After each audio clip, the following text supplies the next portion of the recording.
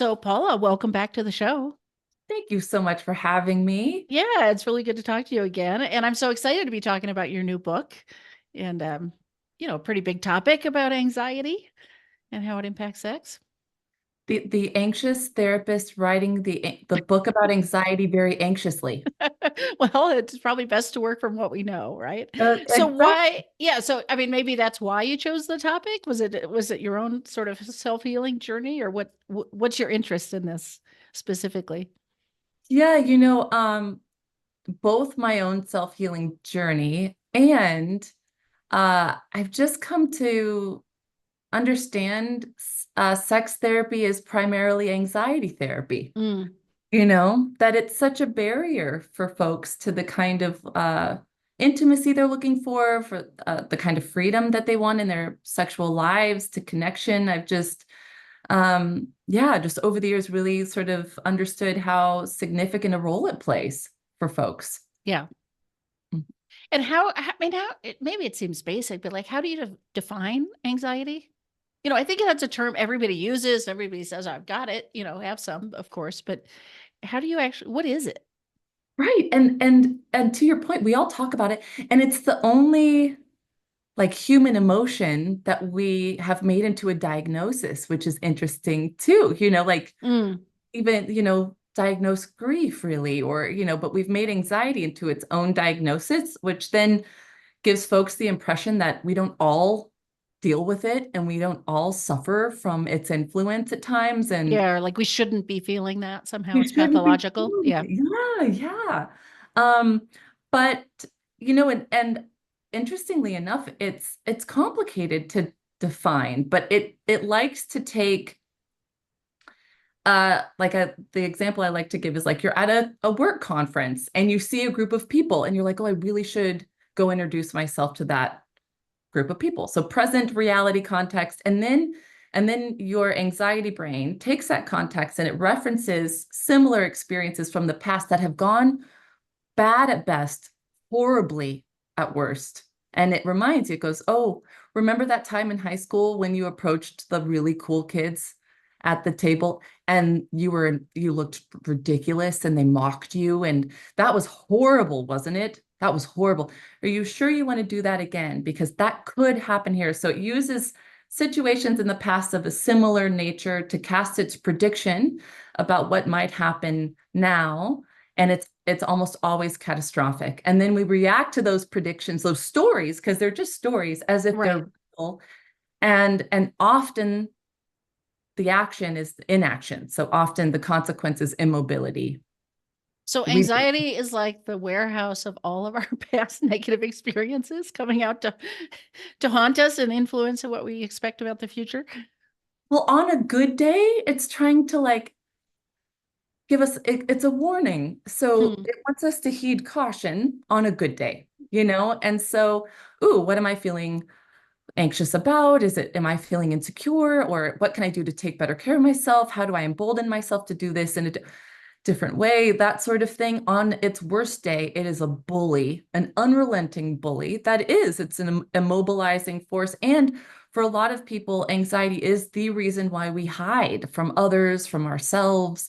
If I show you me, will you fill in the blank? If I show you my body, will you flinch? And then it will take me back to all these other experiences where I felt mm. rejected from that sort of thing. And so on a good day, it's trying to ask us to sort of take a look at you know, how we can best take care of ourselves, or heed caution, or it's a warning on its worst days. It's catastrophe story, and we trust it. Yeah.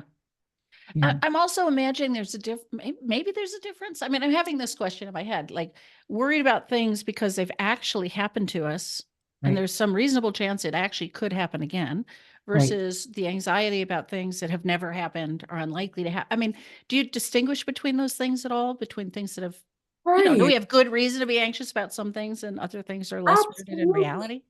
Absolutely. You get into a car after you've been in a car accident and you get anxious.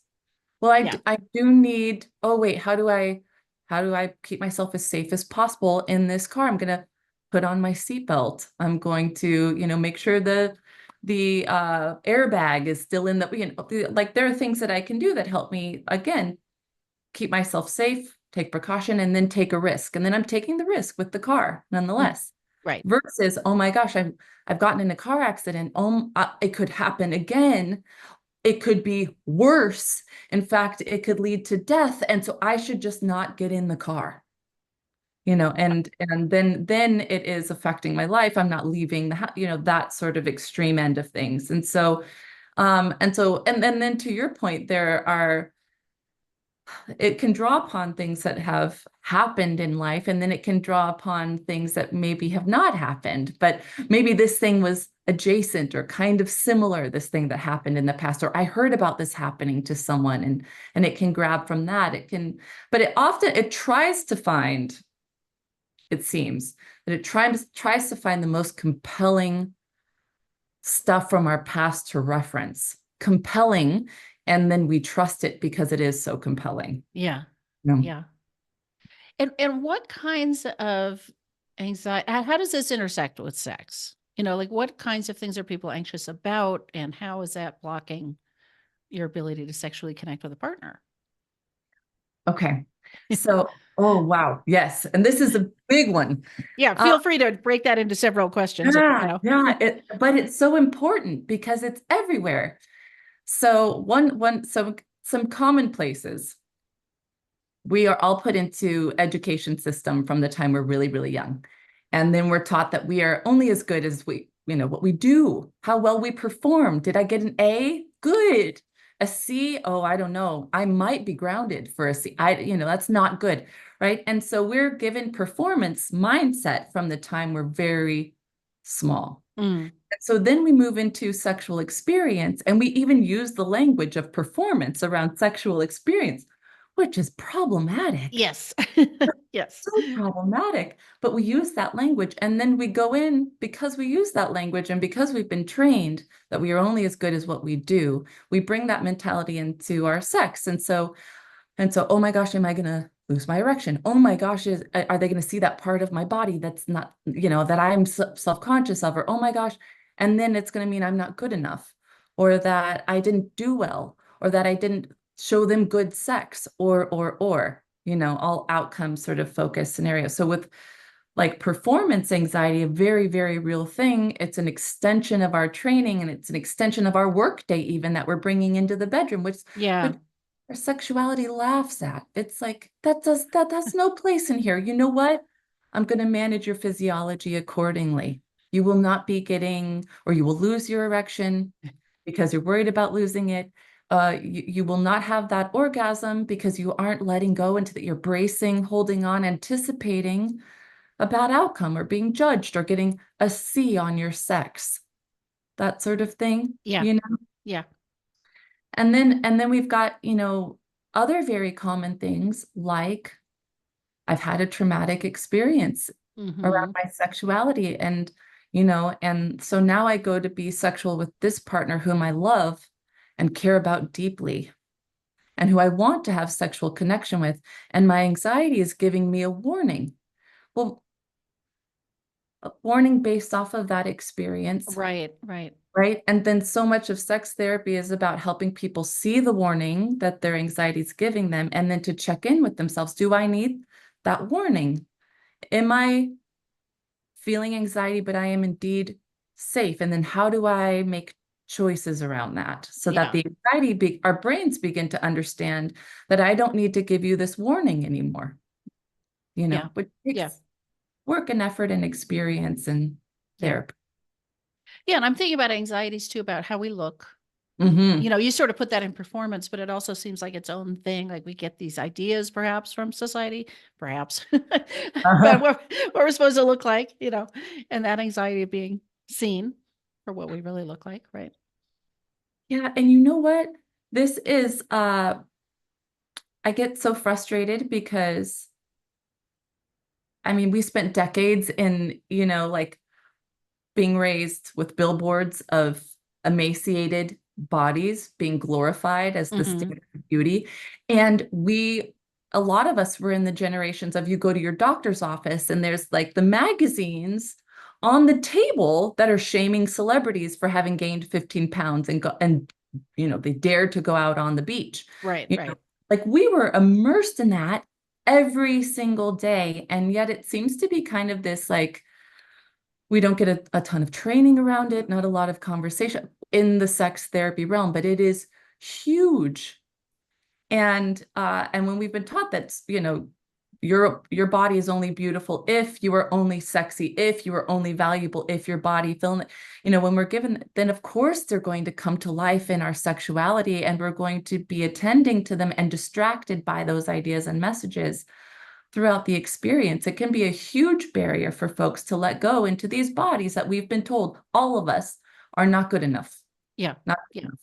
Persistently through our whole life, right? Like that.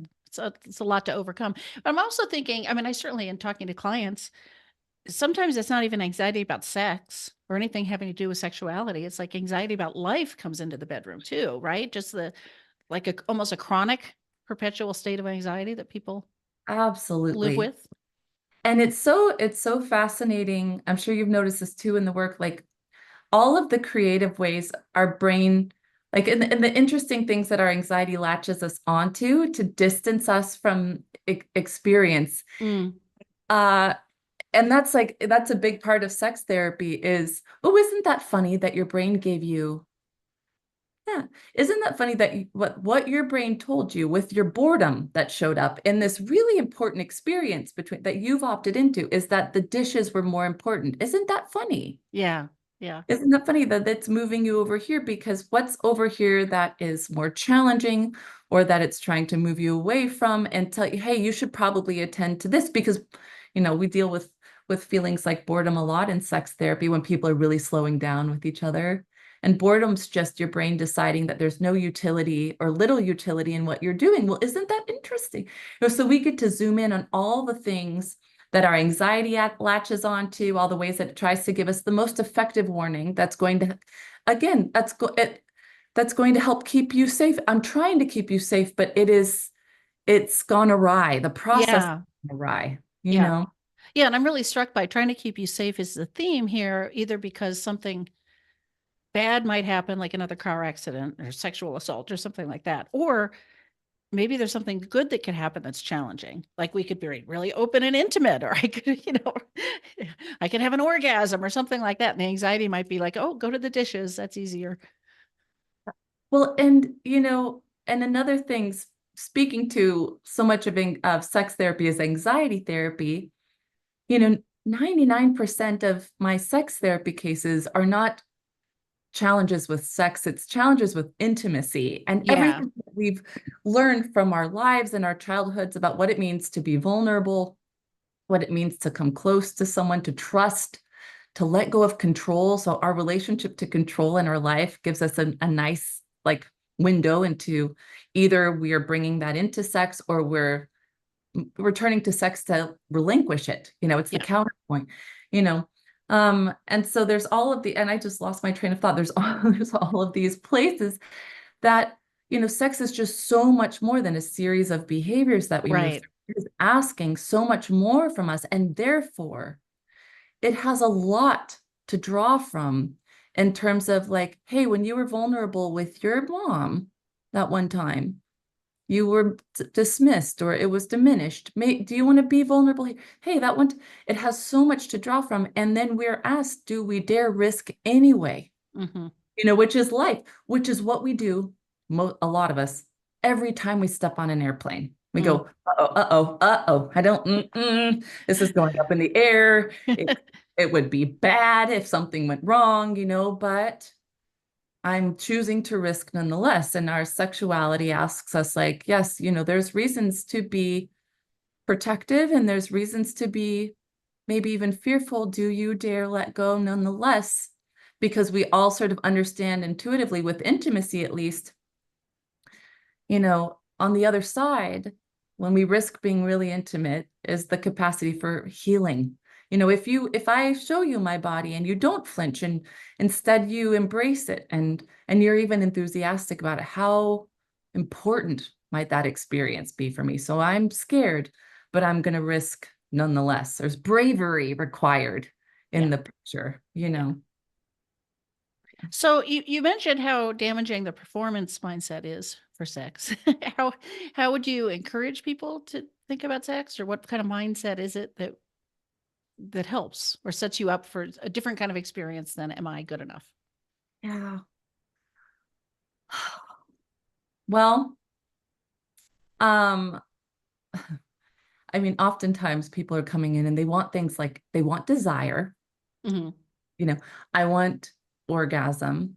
I want, like I want connection with my partner. I want a more playful relationship to sex. I want. And if that's indeed what the goal is, we have no option but to get out of like, sex has this asks us to move into this place in between like human cerebral zone and sleepy space. Ah, It's like kind of in the middle.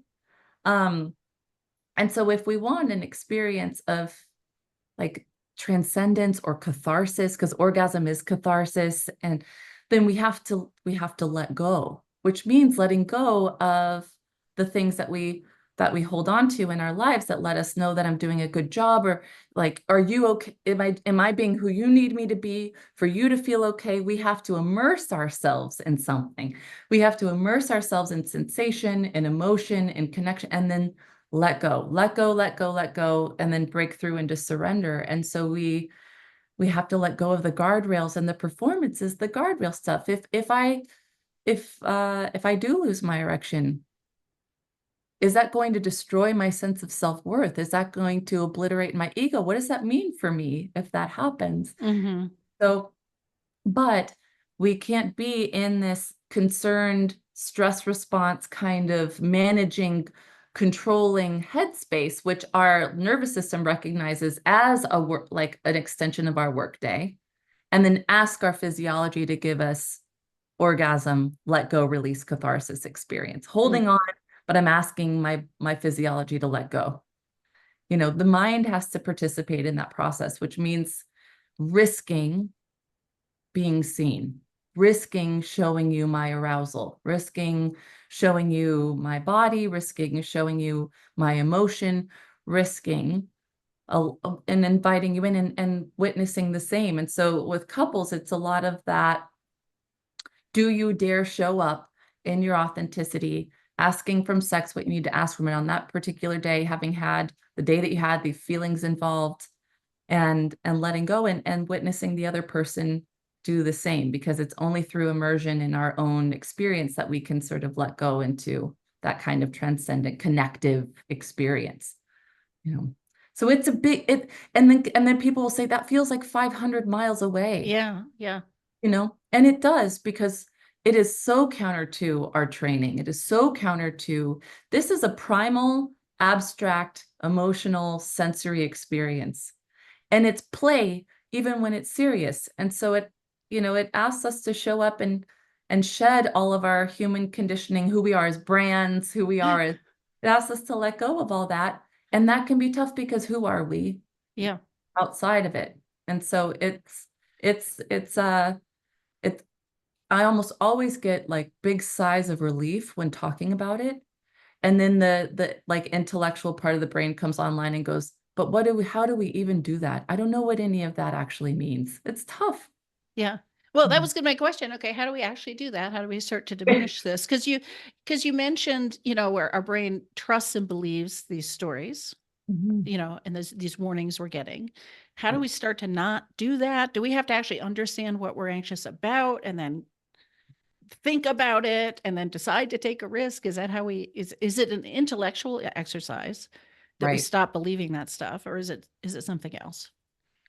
It can be really important to understand what your anxiety is trying to show you, because I do think that it is important to interact with it a bit.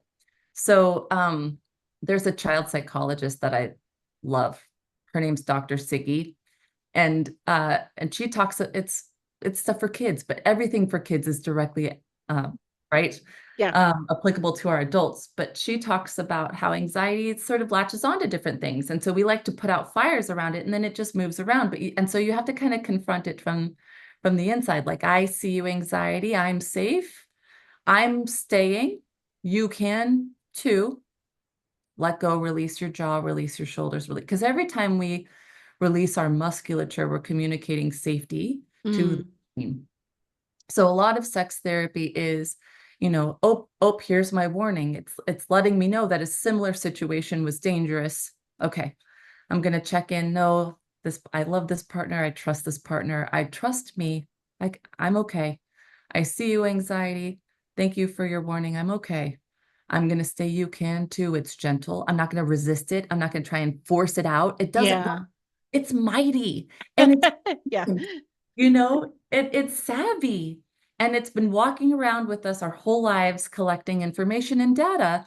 And so when you try to fight it, it's futile, and then you are not there. And Yeah. that's the thing with performance too. When we're in performance mode, what are we really sharing? What are we sharing with someone? We're sharing, it's not intimate, right? Yeah. It Yeah. depletes intimacy. But so it is helpful to be able to see that. And sometimes what we're interacting with in the therapy is understanding the specific version of you that experienced that trauma. So if you're getting into the car, you got to that accident when you were 15, I'm holding your hand, I've got my belt on, you know, I am going to drive this car. I see that you're scared. You can sit right here. I've got your hand. I'm going to be moving now. Like you would interact with very gently. Yeah. Yeah. And so we do that sort of like interaction with this younger part or version of you in the day to day. And then in your sex, you're talking to yourself, myself, I'm okay. I see this feeling. Nope, I've checked in with myself, because we need to do the check-in. Sometimes we're not safe. Sometimes we need its warning. Okay. Okay. So it is worth evaluating. What is it It's trying to worth tell me? Yeah. evaluating. Exactly, exactly. Because some of us are dating, or some of us are, and do I not quite trust this person yet? Or am I not ready for the right? We do need to have the check-in. But once we've determined that, no, I am wanting, willing to risk here, then we can do the thing of, again, I'm going to stay. You can too, releasing. And that's so much of the sex therapy process. And then, in terms of the performance stuff, we're talking through that because everyone's carrying around performance narrative. Right. And so you've got a couple, we're looking at both of the, everyone's insecurities and all the things that they feel. And and even when because partners are constantly getting, a lot of partners are getting affirmation. Well, but no, but I think you're, Right. Right. and so much of it just has to do with our relationship to ourselves, right? And so a lot of us don't get to the place of feeling like, oh, you do great, I'm good. That's all I needed. Yeah. That's fantastic, wonderful. It's the Right. thing of like, this is a scary thing. Am I going to do the scary thing? Hmm. Am I going to be that vulnerable with myself and with you? Yeah. So it's sounding okay. It's mental because it's awareness and it's Right, self-talk, but it's right, also physiological. Can I relax my jaw? Can I breathe? Right. Like working with right, it. You said right. something interesting. Like sometimes we're not safe. And it makes me think of the people that maybe don't heed their anxiety warning. Who maybe are they just so used to dismissing it? Like I feel it all the time. It has nothing in it for me that's of value. So they get into again in toxic relationships or dangerous situations or with Absolutely. Absolutely. Well, um, I mean, yes, I think so many of us are so familiar with it that we don't even recognize it anymore. It just walks around with us. Um, and so it's hard to recognize the signs that our body's giving us, the tension, the breathing, this is just me. I don't know who I am. And it's hard sometimes when we are so familiar with it, or when it, like people will come in and they'll be really reluctant to work on their anxiety because they credit it with important things in their life, like Mhm. their upward mobility at work, how responsible they are. Like, if I don't have my anxiety, I'm not going to be me, Yeah. basically. Yeah. You know? And that can be a tricky thing because there's no such thing as no anxiety. We're always just looking at our relationship with it and to it. But part of the therapy is, so many people come in and they go, I don't know why I don't have desire. I don't know why. And then you zoom in, And the therapist starts to recognize the anxiety and they're saying, no, I don't have anxiety. That's not anxiety. And so, right, like, no, I feel fine. I'm great, Yeah. Right. Right. And so part of the task of therapy is to help folks understand the signs and the signals that their brain's giving them, that their body's giving them, what it feels like, as an emotion when it shows in all of those pieces so that they can start to notice themselves. And, and it's disembodiment. And we all deal with a level of disembodiment just by being in the culture that we've been raised in and Right. against ourselves and our bodies and all of that. And so a lot of the work of therapy is helping you notice when you're getting that warning so that you can do the check-in, the meaningful check-in, and make choices that are in your best interest, that keep you safe, that protect your relationship to sex and all the things. Yeah. Yeah. Yeah. And it seems like the label of anxiety, I mean, don't let that scare you because it seems pathological. And that means I've got an actual diagnosis and a disease. It's more like it's helpful to realize, wait, you've got an alarm system that you got to tune into and then evaluate. You've got an alarm system and everybody has it. And we all need it.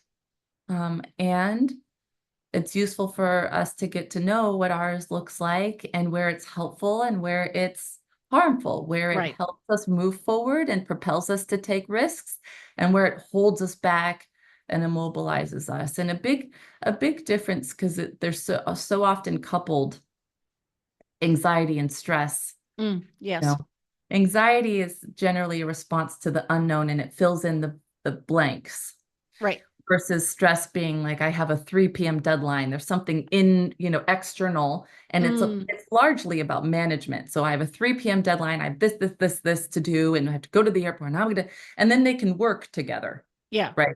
Which is just yeah, they kick. partner up, I'm sure. Just double What if whammy. you don't make that 3 p.m.? Right, right. Then what happens? Is your job on the line? Right. Yeah. Yeah, exactly.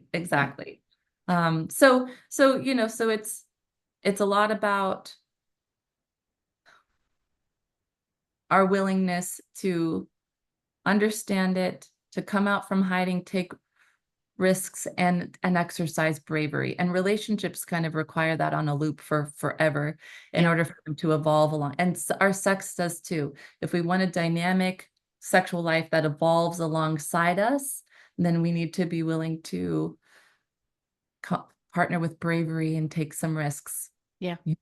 Yeah. Really And know well the said. difference between when something is scary because I don't want it, it's not all right, Yeah. not ready. And when something's scary um, because it's going to require me to be vulnerable. And that's Right. hard for all of us, Right. Right. All right. So tell us about the book and where people can find you. Anything else you want to let people know you've got available? Oh, thank you. Yeah, the book, it's called Overcoming Anxiety and Sex and very literal. Overcoming Anxiety and Sex and Relationship. Um, and it breaks down the physiology of anxiety, the physiology of like our sexual functions and how they kind of are at odds. Yeah. And then the second part just talks about some of the common sources of anxiety that get stuck to our sexuality just by being a human in a confused world. And then the third part is actionable sort of steps that people can take in terms of adopting a new mindset, in terms of working with their body and coming back into their body, learning how to let go. Because, another thing is we're taught that pleasure is the pleasure. And when we drop into an inherently vulnerable experience, we can't control what comes up around that. And Yeah. that's to the performance stuff, right? Like it should be fun every second, every second fun. And really, if I orgasm, am I going to cry? Am I, right? And so a lot of it is scaffolding to make this experience safe for folks and to help them understand that pleasure is like this expansive idea that we go to the movie theater sometimes to see a profoundly sad movie, and that we recognize that moving through those feelings is pleasurable, is a version of pleasure, and sex offers the same kind of thing. Yeah. So it's actionable steps and ways of working with the body and mindset and all of that. And yeah, it's on Amazon and I'm on Instagram, Paula Okay. Leech Therapy. And yeah, And where are you licensed for anybody who might want to see you as a therapist? I am licensed in Massachusetts. Okay. I'm entirely virtual because I live in Portland, Oregon. Okay. So anybody in Massachusetts could reach out for Absolutely. therapy as well. Great. Well, thank you so much for taking the time. Thank you.